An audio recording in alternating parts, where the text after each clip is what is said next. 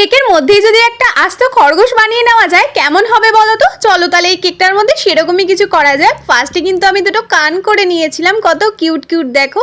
তোমাদের বাড়িতে কি কারোর খরগোশ আছে? যদি থাকে কমেন্ট করে জানাও। আমাদের বাড়িতে কিন্তু 34টা খরগোশ ছিল, কিন্তু এখন আর নেই। কি করা যাবে, পরে বলবো যে কেন নেই। তার আগে বলি এই কেকটা কিন্তু ছিল চকলেট ফ্লেভারের মধ্যে। সেকেন্ড যে কেকটা করে এটা ছিল পুরোপুরি কাস্টমাইজ। একটা দিদি কিন্তু অনেক খুঁজে খুঁজে এই কেকটা আমাকে পাঠিয়েছিল। আমি ফার্স্টে দেখে ভাবছিলাম আমি কি কেকটা পারবো, তারপরে কিন্তু চেষ্টা করে খুব সুন্দর করে ডিজাইনটা করে লাস্ট পর্যন্ত দেখে আমার নিজেরই ভীষণ ভালো লেগেছে। তাই আমি কিন্তু পরের দিন আরও একটা কেক ট্রাই করেছি, যেটা হচ্ছে ফন্ডেন্ট দিয়ে।